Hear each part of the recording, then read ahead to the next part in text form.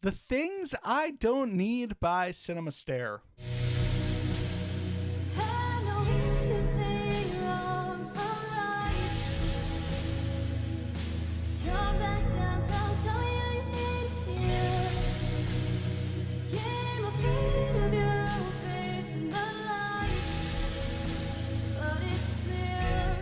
This is the New Haven, Connecticut outfit's debut studio album. It released on May 19th via Static Era Records. The Things I Don't Need consists of 12 tracks, clocks in at around 43 minutes, and is the follow-up to a pair of standalone singles in 2022, which I believe is when this band started. They're about as new as it gets around these parts. Fresh out the oven. Yeah.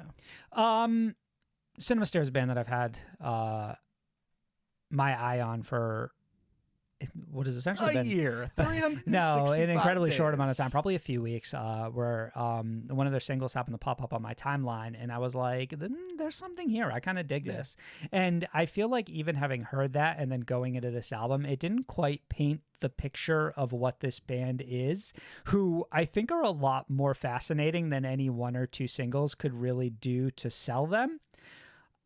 I was trying to figure out what my best point of comparison would be for this band, and I kept going back to like really early post-hardcore, like Silverstein and Armor for Sleep, and that's sort of like inherent sadness that they carry in every single one of their songs, no matter the tempo or the subject matter. It's just like indie pop emo or something along those lines. Like they're almost like an indie band's interpretation of emo music, which is really fascinating.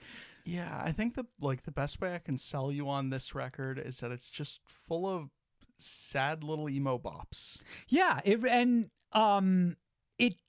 this is a band who's really good at understanding their vocalist, which I think is important. Like it feels like everything this band does, it's to really highlight how strong of a vocalist they have. Whether it's knowing exactly when to kick up the tempo, it's knowing exactly how to contrast the voice so that it like really punches. Yeah, I think for the most part this is actually a really low-key album, and there's certainly moments where it's not, and it's actually the polar opposite. Like there are hints of screamo. Like there's a whole like bridge at one point on one of these tracks that is just outright screaming.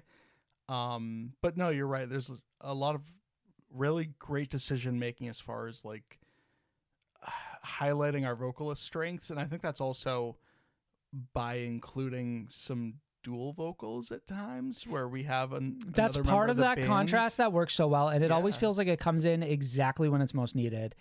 Initially, like for the first probably 6 songs, one of the notes I had written down was that so far it's underutilized.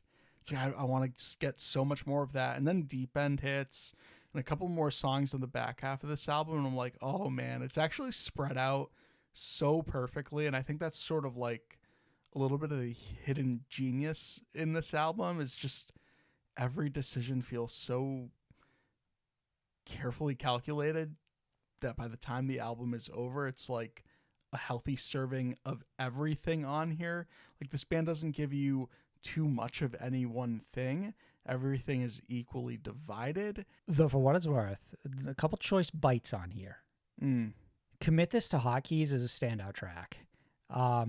Is it the NPC line? Is it the slut line that comes right after? Insane lyrics on here. It's got a certain energy that a lot of the other songs don't have, and that's why it really stands out. It's almost like it's a little more bitterness. A little more angry, and I like it. Anime Bath Scene, which is the screamo moment, which you called out earlier. By the way, song titles on here absolutely fantastic. And Legendary Banana Toss, which I think is already a great song. Just like a really impressive little debut from a band. A lot of promise here. They're just like, not only are they talented, but they're very clever. And that cleverness is, I think, one of those things that really helps set them apart. You know, it's really crazy to go from an album like The Used that we listened to, which just feels like really paint by numbers type lyrics, and then come into Anyone could something have with written here it. where somebody actually feels like they have something to say, and what a incredible difference that makes. Yeah, and this album is like, it's very transparent in that way. Like, I think it's the song Quinn Goes to Jail. It ends on a small little spoken word bit, and it's just like,